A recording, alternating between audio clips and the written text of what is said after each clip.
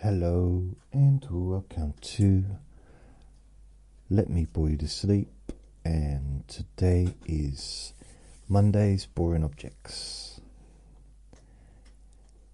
Please only listen when you can safely close your eyes. It is Monday the 5th of May 2025. It's 5 minutes past 5 p.m.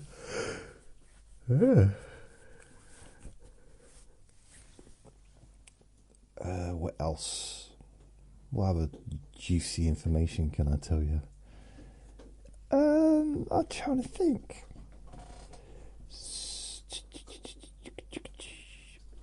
Well, first of all, I've got no idea what I'm going to talk about.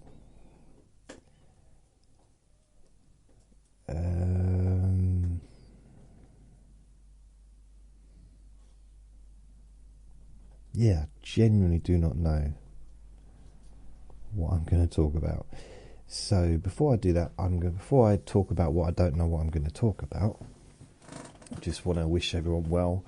Hope you're doing okay, and let you know I do have a Facebook group called Jason Newland's Boring Group. I have a YouTube channel at Jason Newland, where it's now my podcast, so I upload all the latest recordings. I no longer have a SoundCloud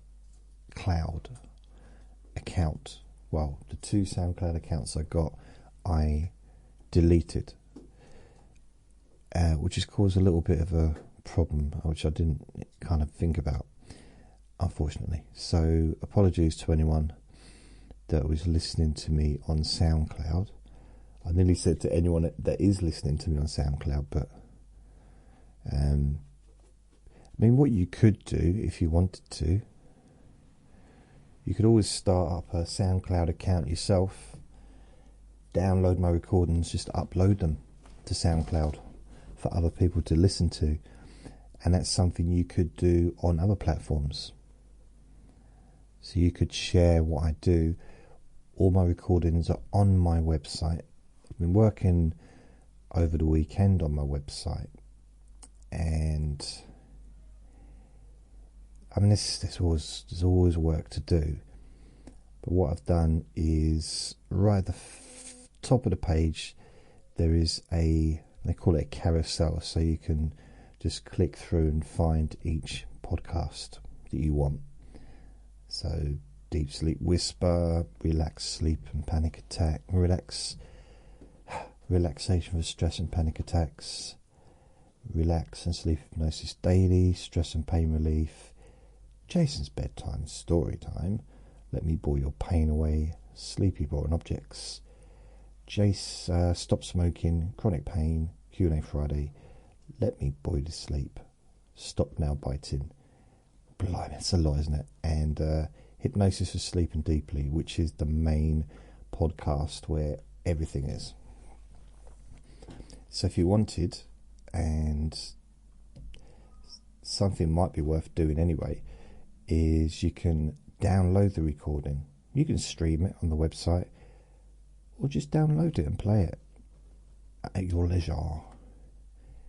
And if you wanted to put together your own SoundCloud account, or put together, a playlist online. Oh, dog's barking, brilliant.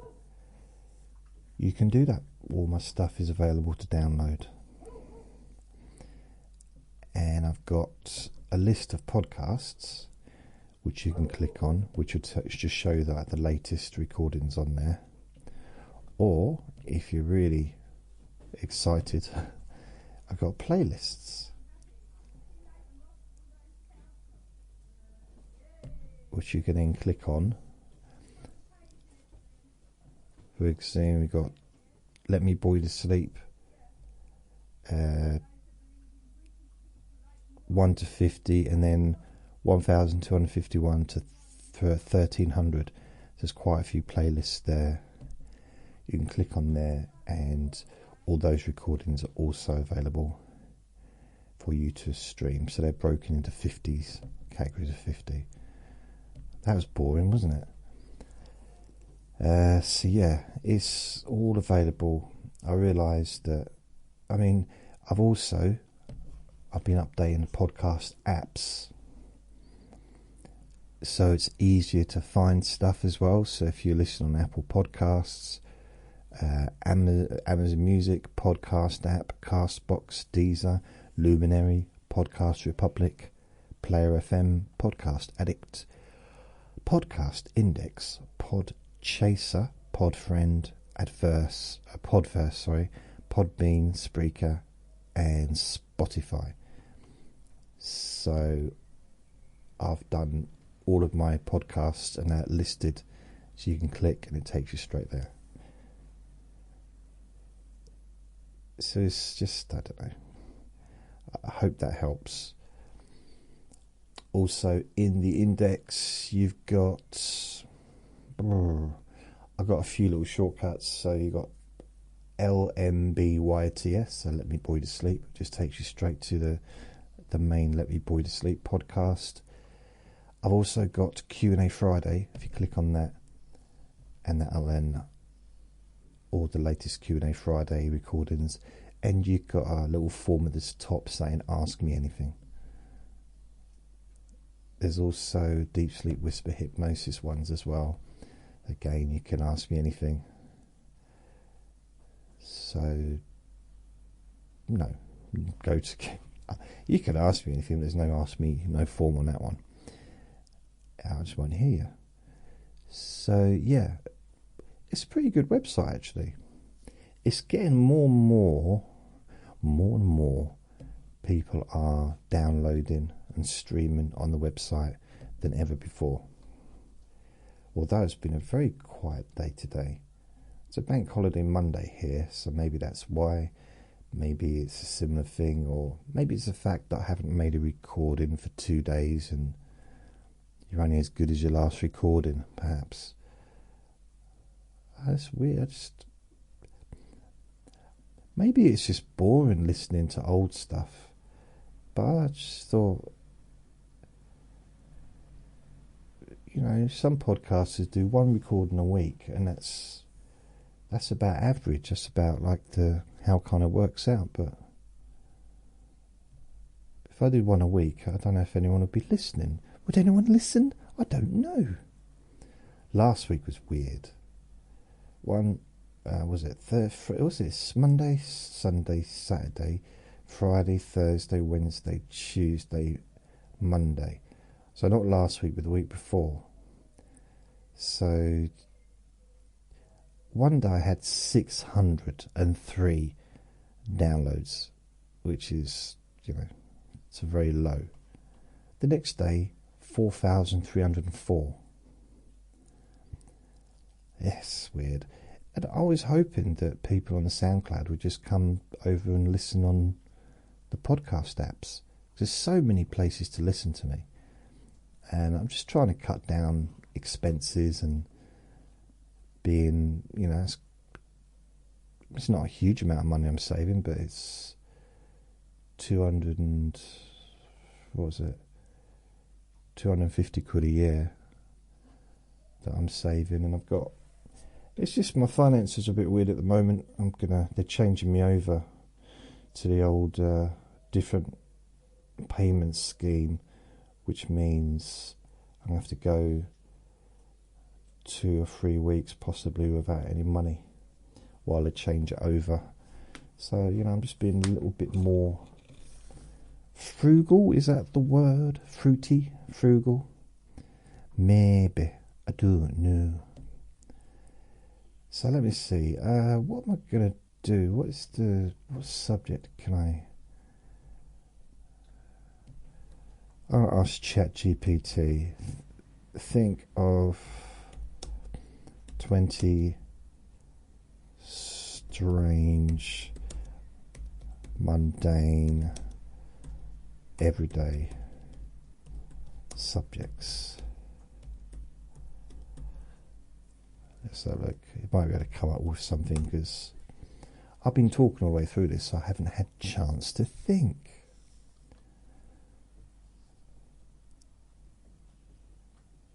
See, it comes up with stuff, it doesn't really fit what I do.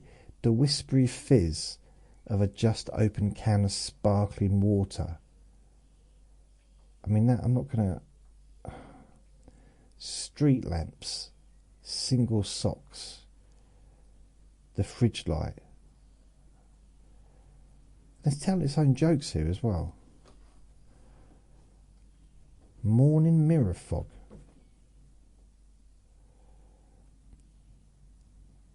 Maybe I've run out of Monday boring objects. Maybe I've run out of boring objects. Blimey, what's a boring subject? Or what's an exciting subject that I find fascinating, but maybe isn't that exciting? Although I do have, just remembered, on Instagram, I had a message on Instagram. Where is it? I see these messages when I'm like half asleep, and I forget, where are they? Where are they? Where's...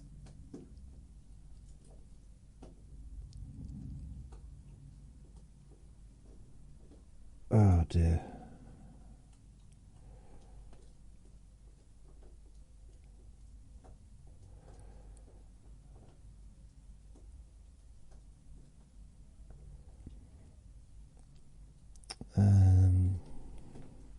I don't know. So I'm just I was looking at it.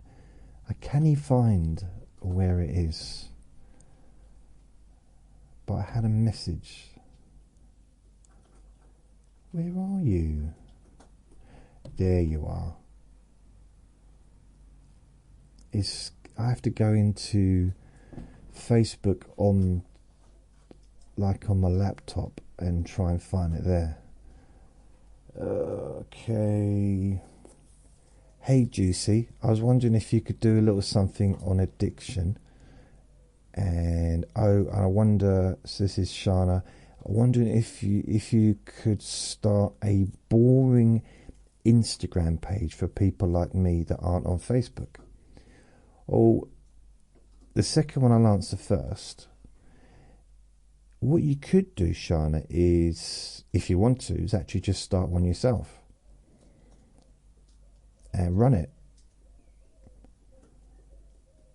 And the only reason I started the Facebook page is because no one wanted to start it. No one knew who I was. I've now found 217 people that kind of know who I am. So I'm feeling famous. Very, very famous. But if you want, why don't you just start a page on Instagram? And if you're on TikTok, whoever's listening to this, if you got on TikTok,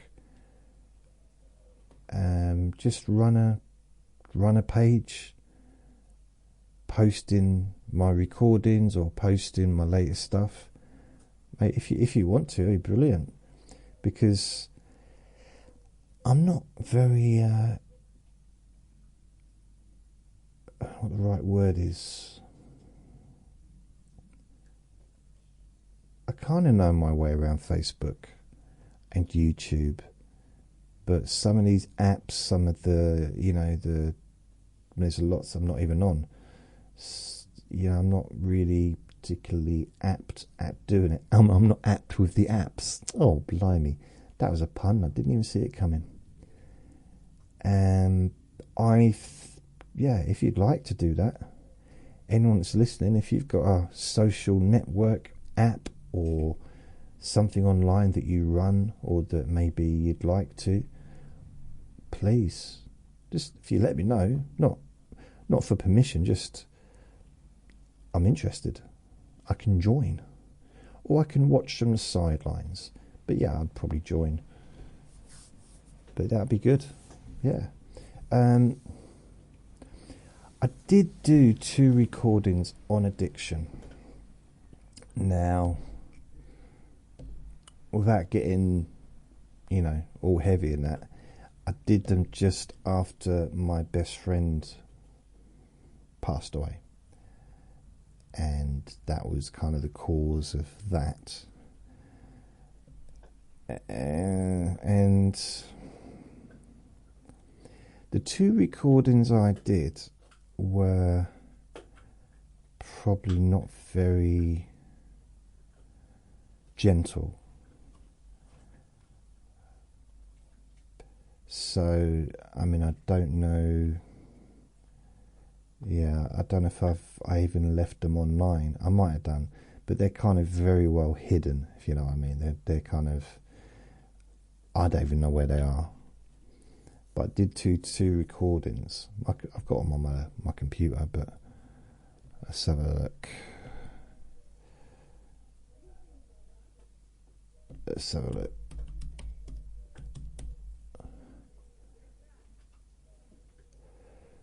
Right, I did two recordings. One's Help with Addiction, and the second one. One was an introduction, and one was the second one, which is called Friends. And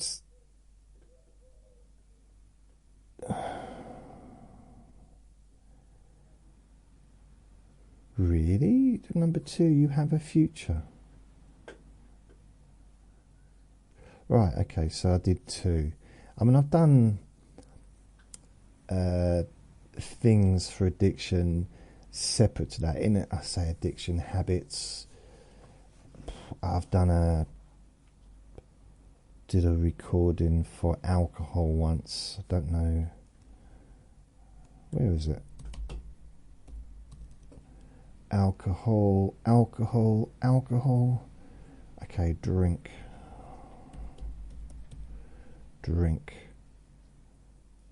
Okay. Hypnosis is 2015. Hypnosis of binge eating and drinking.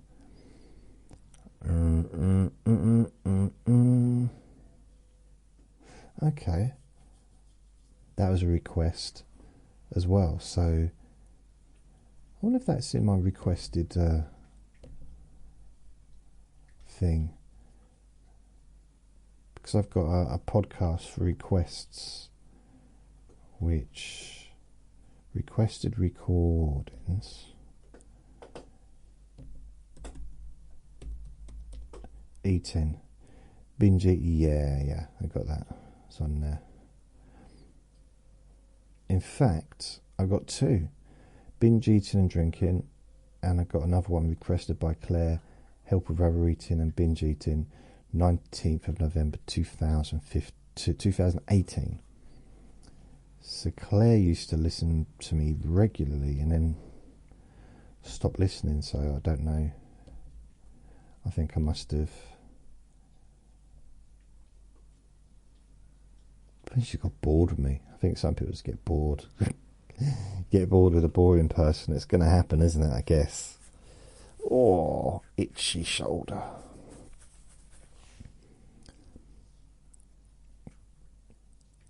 Just trying to think, what can I talk about today?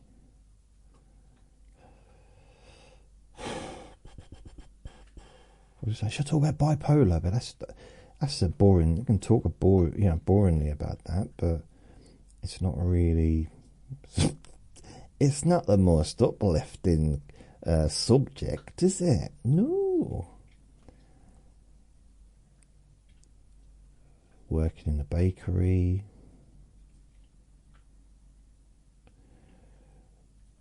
What jobs have I never talked about?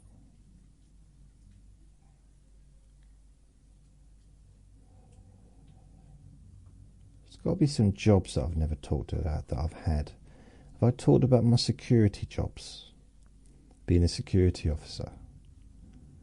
Have I ever done that? I must have talked about that. I would have talked about it, but did I ever? Let's talk about that. Being a security. No, I did. I think I talked. Yeah, I have talked about it recently, I think. What other jobs have I had? So I've gone through all the jobs I've had, pretty sure. I've been a cleaner, I've been a traffic warden. I could talk about how I've never been a traffic warden. Could just go through the years where I never worked as a traffic warden. The first year of my life, I never worked as a traffic warden. What other jobs? Sales jobs. Okay. And I'm not really including, you know what I was thinking? I could put together a little sales book for people working in call centres. Just a little guide, a little something that may be really useful to people that have never worked in a call centre before. Just a little bit of advice from someone that's, spent a good few years doing that kind of work in 4 different companies. 3 insurance plus another one selling mobile phone contracts. So I'll be thinking about doing that as a book. In fact, this is going to be my boring subject. I'm going to talk about this sales book I'm thinking of. In my imagination, I'm thinking of actually putting together. But in reality, I probably won't do anything. I'll write down as I talk about it. What ideas do I have? Oh, the pen's not working. Never mind. So, I think one of the things that I would focus on if I would give advice to someone just starting out in a call centre, I suppose it would be how to conduct yourself, or what to be prepared for.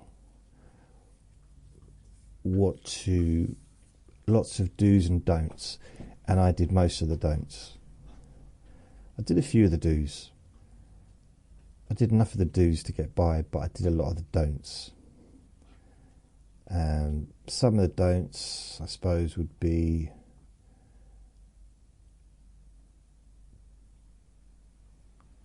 in the call centre environment, there's certain things you shouldn't do. Leaving wet socks on the radiator, that's a definite no-no. So I've done that. This is true. I used to get soaked walking to work, so I'd take a spare set of socks with me and change into them. And how else am I?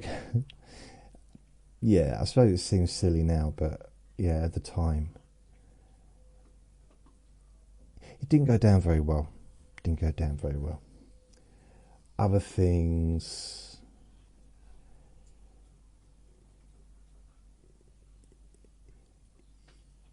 I mean, some of this is a little bit gross, but I realised that some call centres, they're so strict, or it used to be, and it's probably got worse, to be fair. It's got more strict.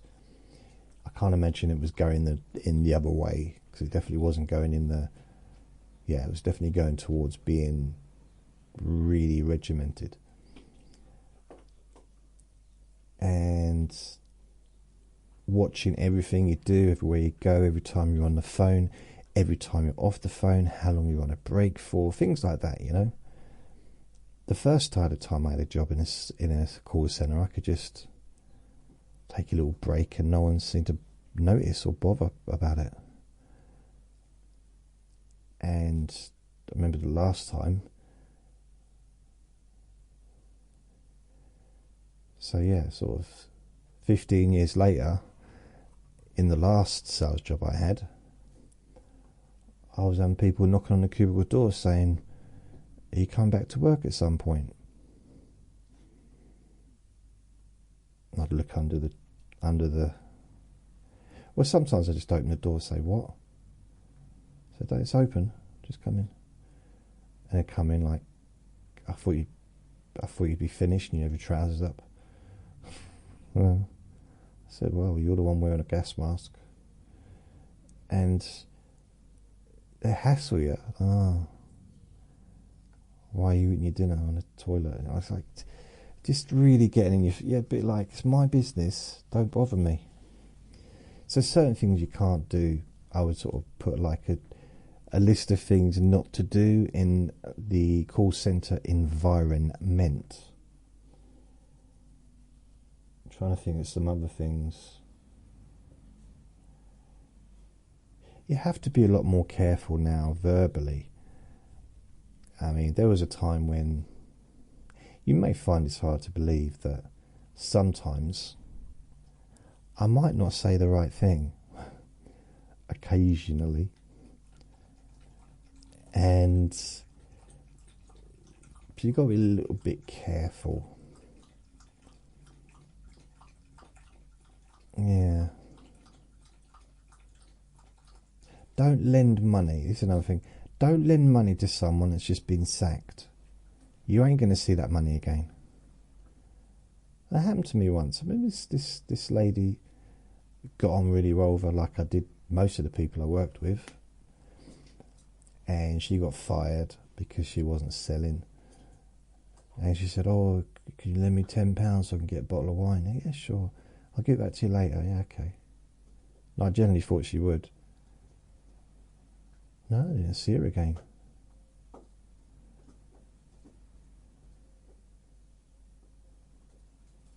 Now, wait a minute, I did... No, God, blimey, there was one, yeah. I did see her again, and she was, this is a few years later.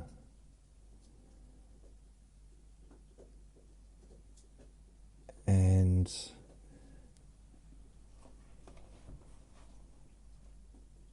it was like a country road. Someone else was driving, so I don't drive. We're going down a country road, and I saw these things in the air, like moving around. I thought, what's that? And there was a horse in the ditch, upside down, right? Which is something you don't see very often. Wiggling its legs and stuff, and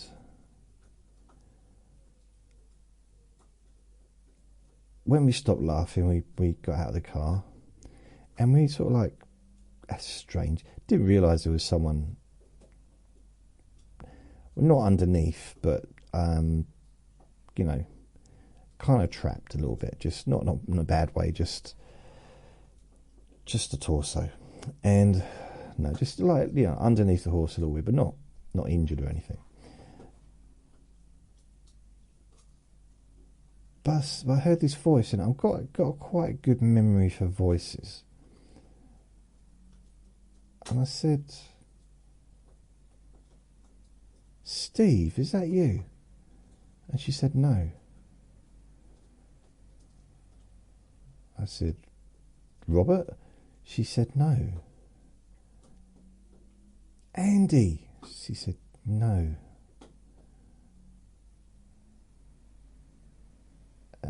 She said, "Zoe." At this point, she's actually looking at me because I could see. Well, I'm pointing. I'm just like a few inches away from her face. But I was looking. That's why. I find the best way to look is by actually focusing your eyes on the object. And because my eyesight isn't so good, I have to get a little bit closer. But she's saying, "Can you move back a bit?" I said, "Okay, sorry." "What? Hi, Zoe, you right?" She said, "Yeah." I said, "Oh, good. I'll see you." See, "I'm not, am I? Look. I'm trapped." I said, "Oh, yeah." "Oh, yeah, you owe me £10. Can I get my £10 back, please?" She said, "No, I don't have it." I said, "Oh, okay, no worries." "Well, don't worry. We're going to go, and I'm just going to I'm going to call you, get help for you. I'm going to call up and get help for you, okay?" "Yeah." "I'll be here soon. Don't worry. Bye. See ya." Don't know how she got on. I didn't call any help. No, I did. No, I didn't. It was made up. Nothing happened. Bicycles sell. Why would I talk about bicycle bells?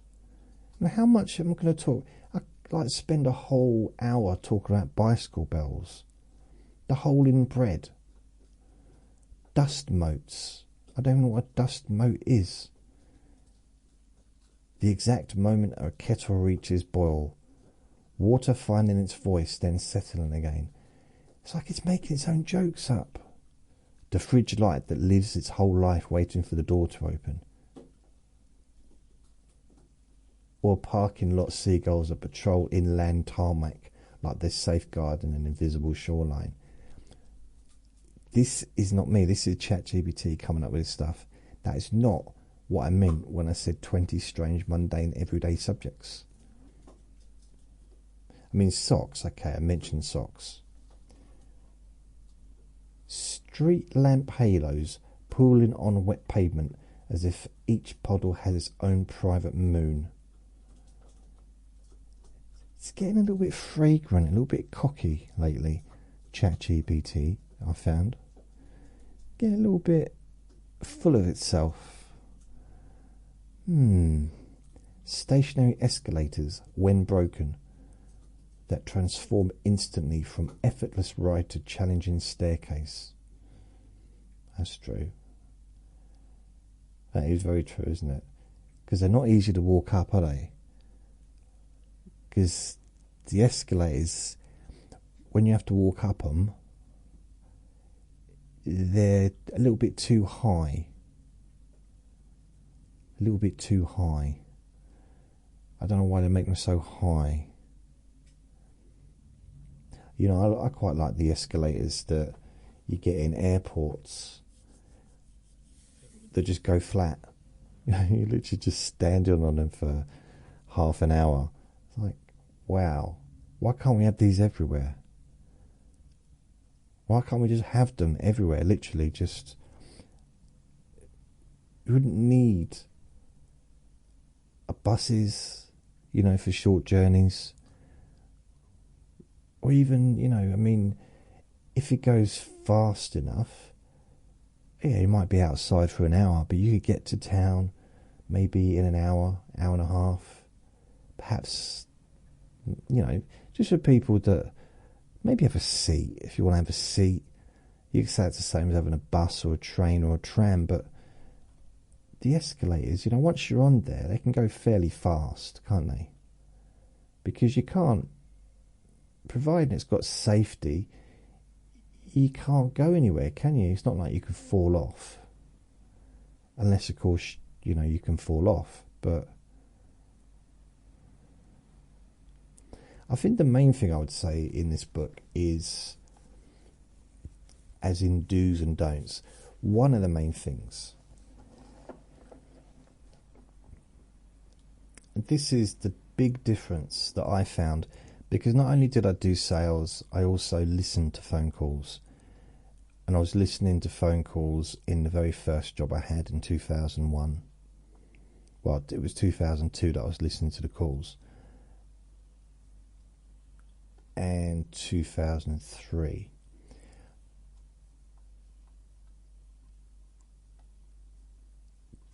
And that was mainly because I wanted to find out what other sellers are doing. I wanted to find out what their secrets were and what they were saying that was getting them all the sales. So I used to listen to the top seller, who was called Jody. And he was great on the phone. You can't not be great and be the top seller, you know. So he was the only person that was consistently better than me, sales wise. There was a few people that were really good as well, but he was head and shoulders really above everyone.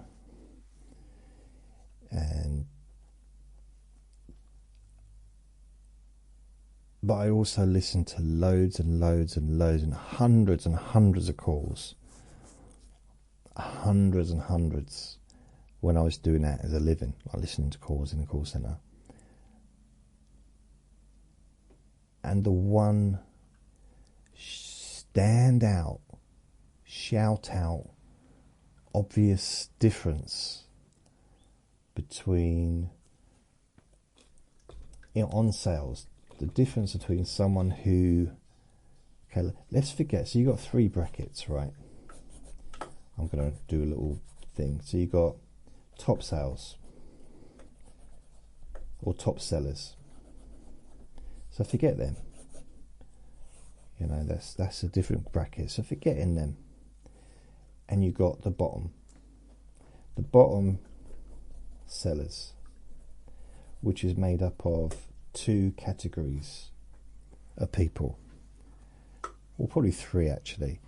There's, first of all, is the people that are just starting out, and there's no reason for a new person to be a good seller, because they're just learning. They're still learning about the product. They're learning a job. May never have worked in a call centre before. So it takes people time. I know some people may have done it before, so they'd be good straight away. But anyway, so you've got the newbies. Then you've got the coasters. So there's them ones which are basically, they turn up, they don't care about a bonus. They're happy with the basic salary, which in sales jobs is usually fairly low. Oops. So some sales companies let them people get by. They leave them alone because they need to have the telephone calls answered. And those coasters, the unenthusiastic people that are just not interested at all in the job, but they're happy to have a job, you know. They're not a problem. They're good at what they do. These are the coasters. They're good at what they do. They're nice, probably nice to be around. They're pleasant, and they make the environment a nice, friendly place. They're reliable, and they turn up every day. Don't have much sick time off. Probably turn up in January, beginning of January, with all their holidays written down for the year ahead. You know, very organised. And they're the kind of, I suppose, the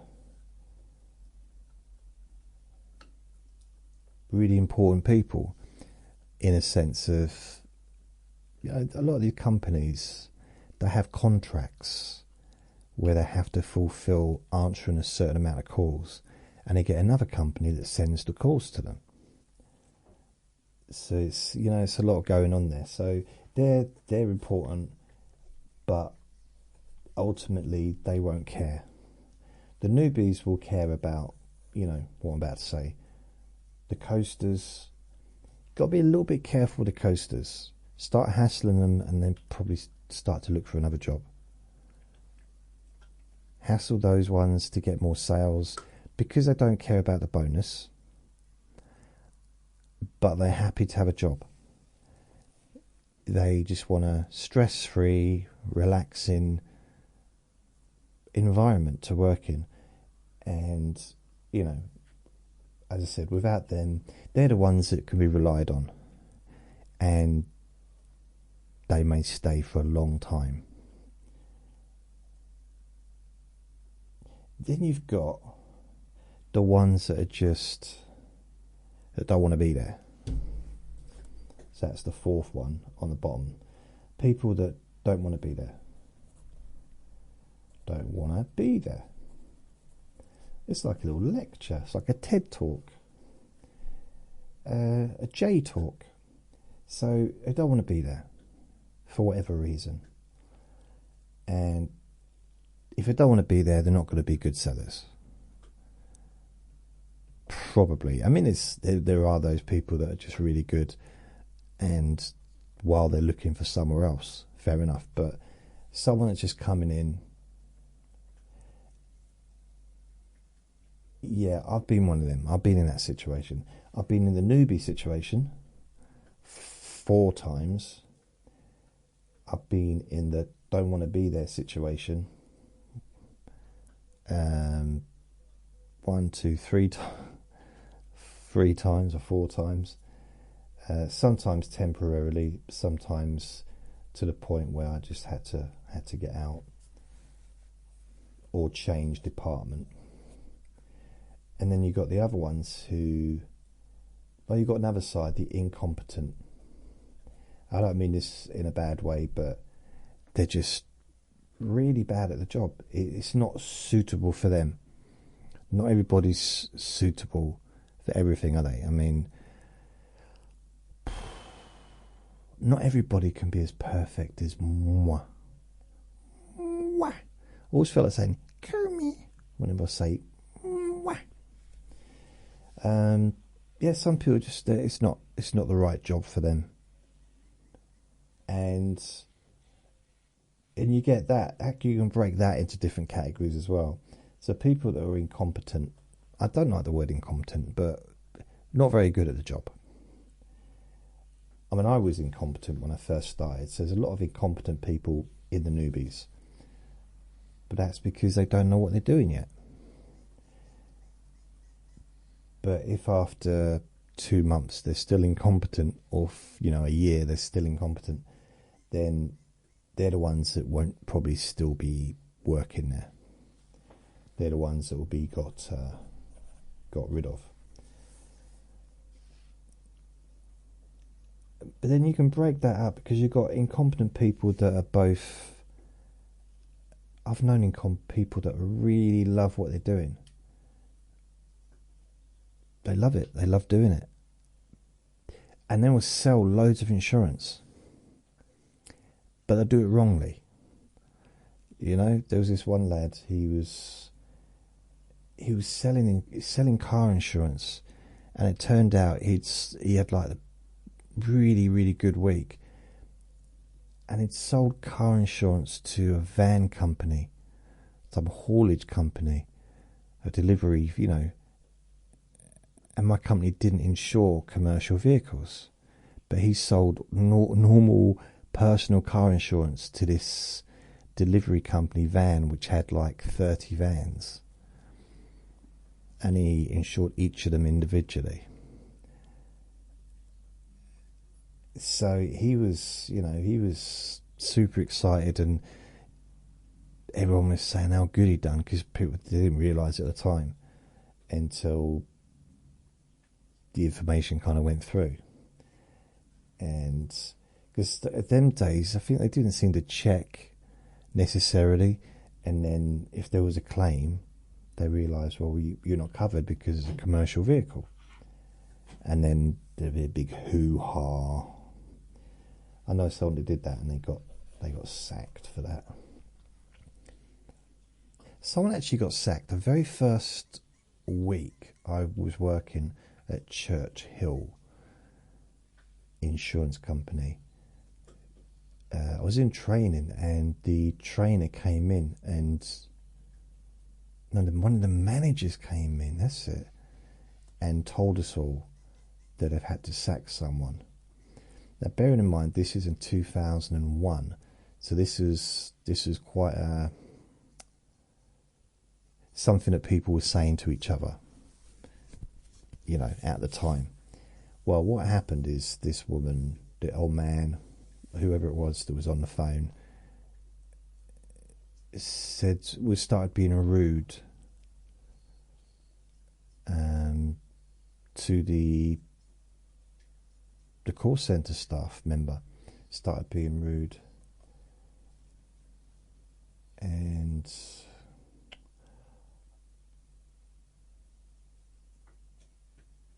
but I can't remember what he said. What did he say?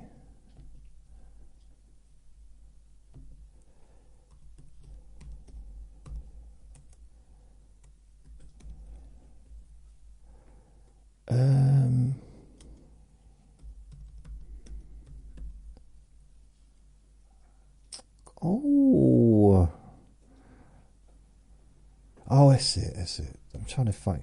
Right. So he's being, this customer was being a bit rude. So the person in the call centre said he'd had enough.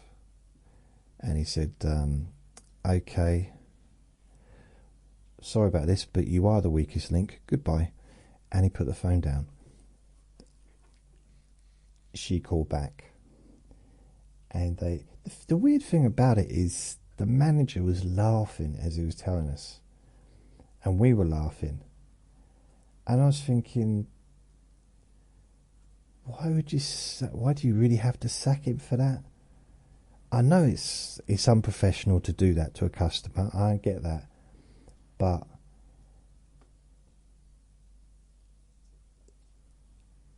maybe move them to a different department, or put them back into training, something, rather than getting rid of them. I don't know. Anyway, that happened, and so you've got the people that are just really kind of not very good at the job, or like selling car insurance to the wrong people. It's like people with minibuses and tractors and stuff. And then you got the people who, I think that's everything. The people who don't want to be there, and you've got incompetent people. Yeah, that's kind of most of the ones at the bottom. With the incompetent ones, training, isn't it? Just more training. Find out if they want to be there, find out if they want to do the job, and if they're enthusiastic, teach them that. Newbies, they'll be fine. There's always a percentage that won't, and it's just normal, isn't it? But coasters, need them. The ones that don't want to be there, then they need to leave. Because I've sat next to people that didn't want to be there. It's hard. It's really, really hard. Really hard because they won't sell anything generally. And I've actually sat next to people just moaning the whole time. It's like, come on, if you're going to do sales, you need to have a degree of positivity, a lot of positivity, in fact. But because the older big R is there all day long. The rejections, you have to get used to people saying no, and to still keep going, still keep talking to them, and try and turn it around. So the ones that genuinely don't want to be there, they kind of have to be let go. It's a shame, but they're just, it's not fair on everyone else that's there. Coasters, providing they're positive, good. Newbies, again, that's just, it's new, isn't it? And then the incompetent people, if they don't change, then of course they have to go as well, because that could cost a company so much money and a bad reputation. Now, then it brings you down to the newbies and the coasters. And then you've got those that with the newbies, that's going to break up between people that are going to be coasters, people that are going to just not want to be there, people that end up being really good sellers. Now, the difference between someone like a coaster, or at the bottom, let's say, not selling and selling, especially something like in insurance or a call centre environment, the difference between someone being in the bottom rank and in the middle, the main difference, being in the top is a different thing, but moving from the bottom to the middle in sales, only one major thing, only one main difference that I found after listening to hundreds and hundreds and hundreds of calls over the years when I was doing that job. And that is simply asking for the business. Even if it's just, so do you want it? The amount of people that are in the bottom category, I say bottom, I'm talking about sales-wise, not human-wise. The ones that are kind of, especially like the coasters, a lot of them won't even ask for the business. I remember hearing one bloke saying, he said, so you don't want it then, do you? That was his sales tactic. You don't want it, do you? Sounds rubbish, doesn't it? He didn't say that, but it's like, you don't want it. I remember hearing one person, I think they were quite new actually, but they gave the customer really good. Most people are pretty good on the phones. Okay, that'll be a separate thing. So, phone voice. Oh god, blimey! That's a whole bag of cockroaches. That is the phone voice. So there was this one person, I remember hearing them,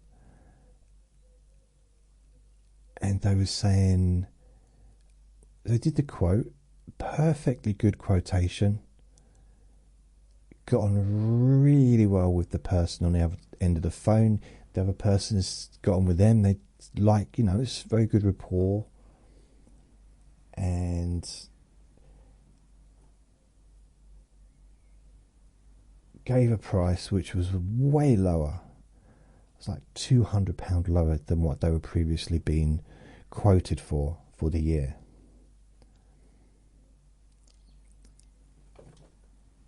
And the customer's saying, that's brilliant, that saved me £200. I've been phoning around all day long and the best price I got was £50 cheaper. You got it £200 cheaper. That's amazing. And it comes with breakdown. Wow. And you could tell they were clearly breakdancing on the phone. You could, just by the voice, you could tell that the man was spinning on his head. And the salesperson just said, oh, okay then, well thanks, bye. Just like, what? Thanks for calling.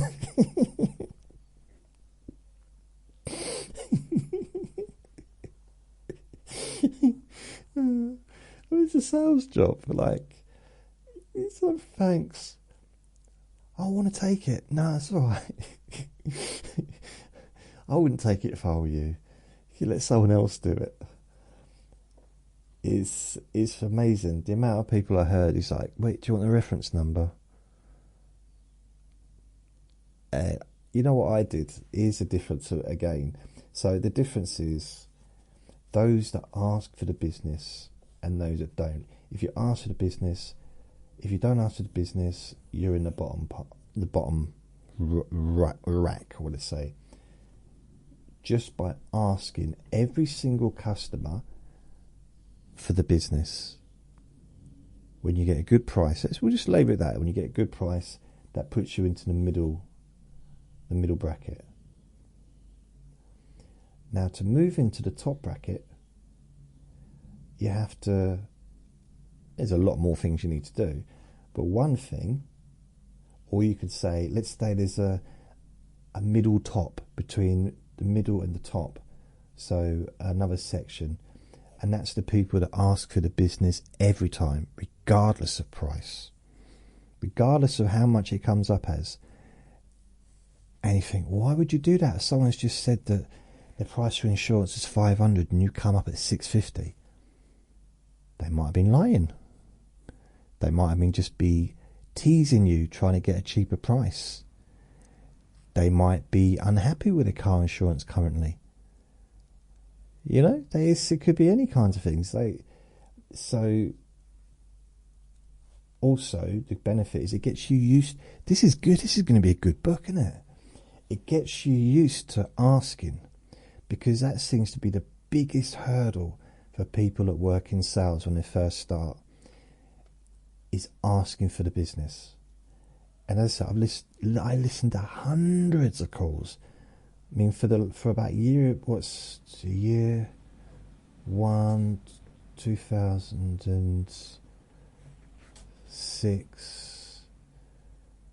2004, 2005, so 2006, a year and a half, that's all I did, listening to phone calls.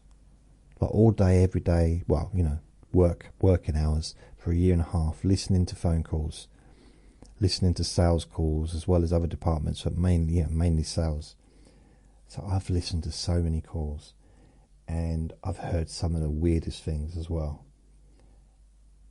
Plus my own phone calls that I've done, and also listening to other people on the tables around me, as well as in the other job, in the first sales job, actually listening to people's calls because I was allowed to. Not quite sure, they just let me because I was one of the top sellers. So ask every time. Ask for the sale every single time. And it's not just, you say, so would you like to take that? Even if it's, it's more fun if you get a price it's like £7,000. Let's say it's a 21-year-old and they've got a car that probably cost them £500, but it's one of the most expensive cars to insure for a 21-year-old or a 17-year-old. And you give them the price, say, it's going to be £4,500. So you want to take that? And it's fun. It's not fun giving someone a horrible high price, but it's fun because it makes them laugh as well. Because sometimes the prices are so ridiculous, just because maybe the company you're working for doesn't deal with those kind of people, doesn't deal with young drivers, or doesn't deal with expensive, fast cars, more aimed at the middle-age bracket, So there's that. And then J Talks instead of TED Talks. Wow. Then you got the top sellers.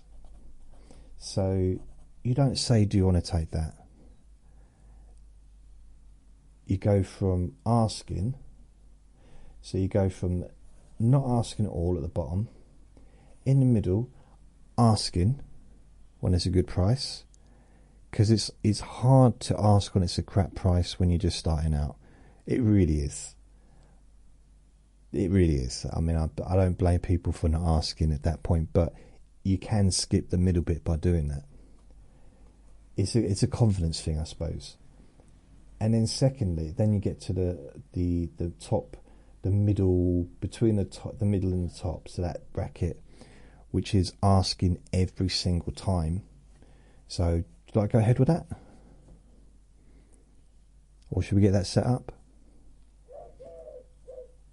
Horace is here. He's on the windowsill outside. Oh, Horace. Horace has been visiting me for 10 years now.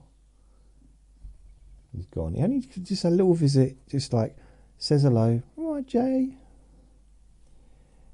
Now, to get up to the top sales bracket, this isn't the only thing you do, but this is where the difference is. You don't, not only do you, obviously you ask for the business, not only do you also ask for the business regardless of whether it's a good price or not. You don't say, would you like to get that set up? I mean, you can, but generally you would say, do you want to do that on direct debit or just do it on a card now? You give them an option, direct debit or card. And that assumes, you assume they're going to take it. Regardless of the price, you assume they're going to take it. That's the difference between the top sellers. It's not the only, there's a lot more, but that's a big difference between the different brackets. You assume that they're going to take it all the way through. And everything you say to the customer is based upon you assuming that they're going to take it. And part of that is having that belief system that you're the best company. You have the best insurance, the best cover, and they'll be looked after. Now that only works if you believe it, to be fair, unless you can fool yourself. It worked with Churchill because they really were a good company. I genuinely believed in Churchill. Not that I didn't believe in the others, but it was much easier because I knew how good they were. So asking or assuming they're going to take it, and you'd be amazed at how many times the price comes up high and people say, okay, right, I'll do direct debit, when it's come up at, like, you know, a lot more than what the price they said, because you'll have written down the price on a piece of paper, you know, just to remind you of what you're looking to aim to get under, if at all possible. And there's two reasons for that. Well, three reasons, I suppose. I like my little categories, don't I? So the first reason is perhaps they fibbed about the price to start with, and it is a good price that you've got, okay, for whatever reason. So maybe you have beaten the price. The second reason is they might really like you. Now, they're not going to spend hundreds and hundreds of pounds more on your insurance if just because they like you. Possibly. They might, but generally not. But, you know, that's going to be a reason. Because they like you, and they might think they'll pay a little bit over the odds. They don't care. They might have forgotten how much the other quotes was. And the other reason could be simply that they're fed up phoning around. They don't want to go through it anymore. And that used to be one of my tactics. I'd make the phone call. I didn't do this on purpose, by the way, but I would have the longest phone calls of anyone. Sometimes my phone calls would last 40 minutes, an hour. I had one lasted an hour and a half. I literally got in trouble. I got taken into the office. Like, we've looked at your... They didn't know at the time, because weren't really taking much notice. They said, you were on the phone for an hour and a half. Was that a sales call? Or was it you just phoning your family? I mean, what were you doing? And I said, and I pulled out my form, said, so who got the top sales conversion in that week for that month? And it was me. Who got the most call to sales? Me. Who got the most quote to sales? Me. So I might not get the most sales, although I did get the most sales sometimes, but I was still right at the top. But no one beat me on quote to sales or call to sales consistently. I mean, it might have been the odd week or so. So yeah, I might have got, so for every 4 calls I get a sale, or every 4 quotes I get a sale. Other people that were doing really well sales, they'll get a conversion of maybe 13%. I mean, in my second sales job, I was actually, this is turning into bragging, isn't it? I don't mind. The second job, I mentioned this before, the managers were in a meeting with the head manager of the whole like company, who'd come from a different branch, and they came in and they said, the overall manager of the one I was working in, he said, we've just been talking about you over lunch. They'd had a big old long lunch, you know. I said, really? Is it about the socks? And they said, yes, that's something we'll talk about with HR. But no, this is something separate. We just decided that you are the perfect employee for sales. I said, really? Because that surprised me. I'm thinking,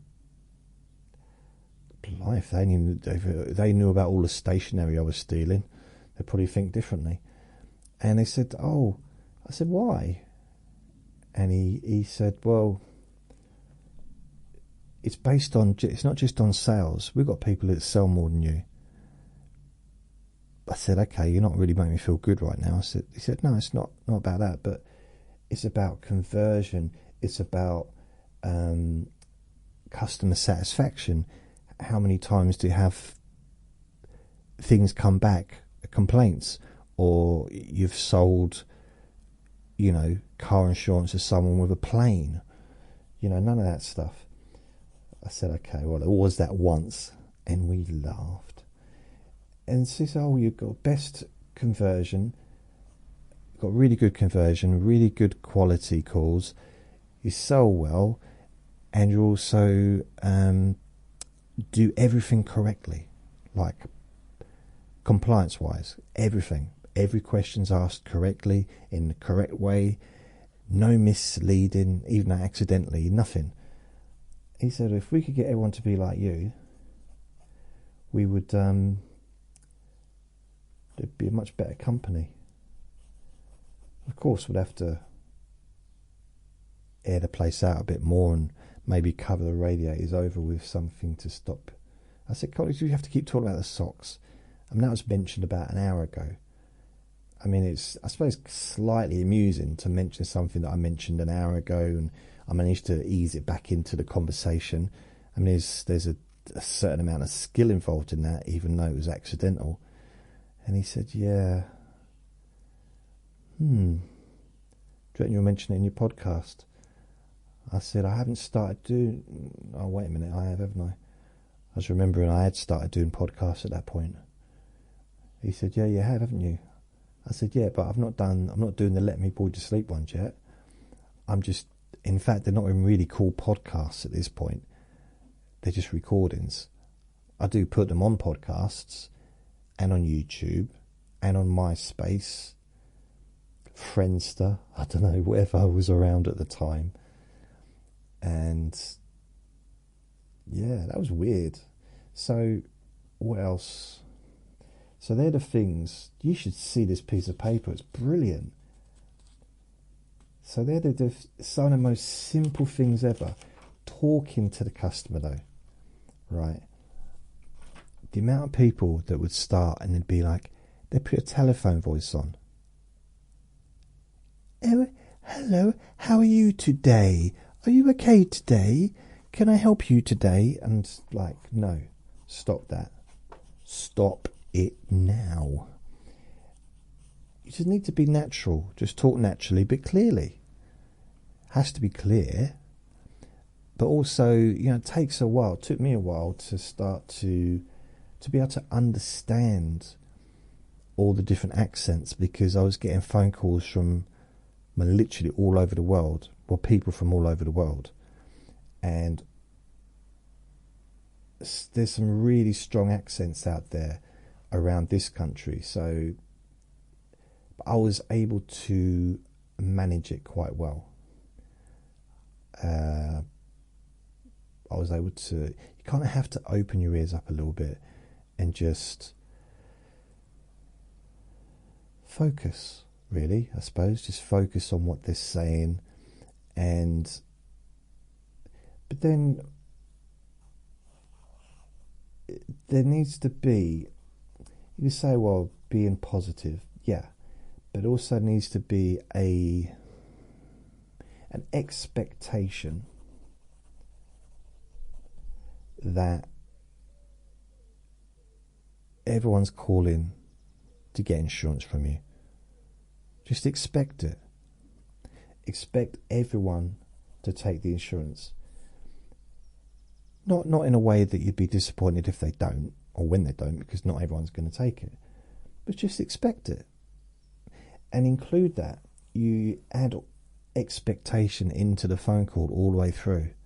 So when we get this set up for you, and you'll also talking about breakdown cover maybe, or windshield cover, like windscreen. It's amazing with the insurance. They don't even have to replace the windscreen anymore. Just put a little carrier bag over it. It's brilliant.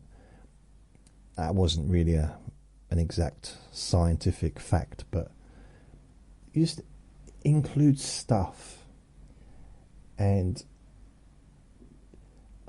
there's certain things some salespeople are really good at.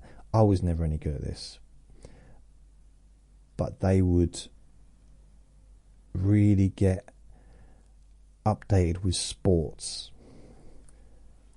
So that if they got someone on the phone that was from Liverpool, they'd start talking about football. Maybe ask, who you would. Do you like Everton or Liverpool, or it was a good game this weekend, wasn't it? Or yeah, stuff like that.